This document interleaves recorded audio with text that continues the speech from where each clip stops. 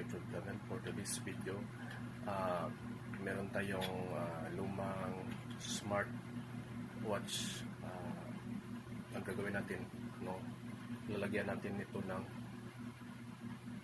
battery at kukuha tayo ng battery sa isang blinker na hindi na magagamit kasi may sira. Ito guys, panoorin nyo. Tatanggalin natin itong battery na nasa loob sa blinker. So, sisirain na lang natin. So, iti-test natin kung good ba ang kanyang battery. Ito, so umiilaw pa. So, ibig sabihin, yung battery niya gumagana pa.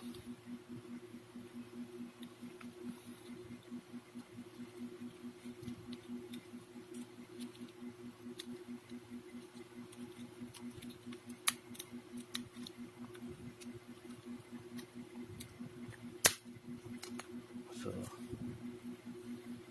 ito guys, natanggal natin.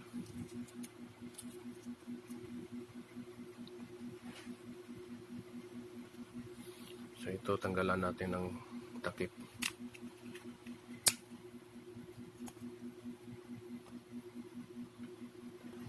So, tanggalan natin ng battery guys.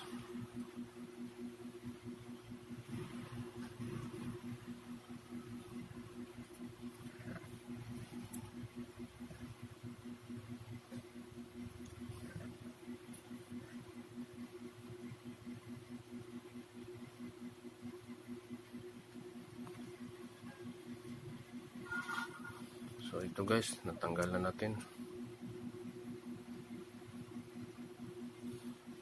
I-check natin sa tester kung ilang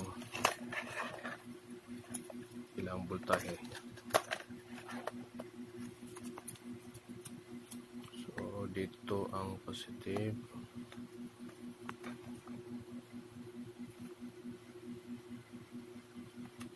So ito ang positive, kulay pula. So tamang-tama ang kanyang supply 4 volts. So ito guys, maglalagay lang tayo ng solda dito.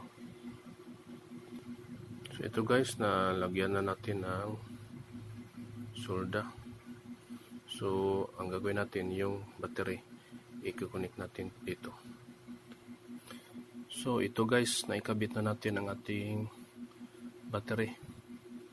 So yung kulay green, ito yung kulay green, ito yung positive. Yung kulay pula, ito yung negative. So para malalaman natin guys, ito i-on natin guys.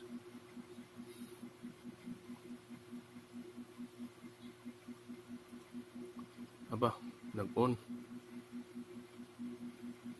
On lang.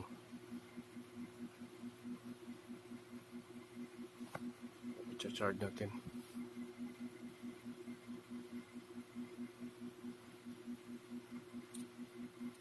Yan, natanggal. So, subukan natin i-on ulit.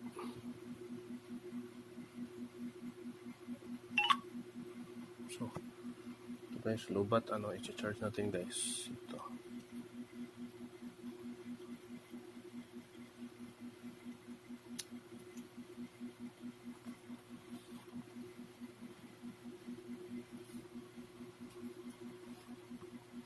Ito guys, nagcha-charge. So, ibig sabihin guys, so may chance itong mag-on.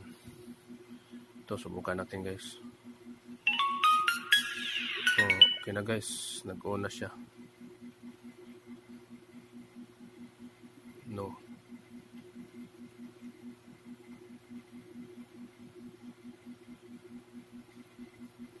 So ito guys, nag-on na siya ang ating smartwatch na luma. So salamat sa panonood guys, at huwag niyong kalimutan i-subscribe ang aming YouTube channel at iyon ang notification bell para updated kayo sa susunod naming mga video. Maraming salamat. Okay. Ito na guys, nag-on na. So hindi kailangan magpalit tayo ng battery kasi hirap hanapin ang battery guys. Ito guys, ang ating smartwatch. Ito guys, nag-on na.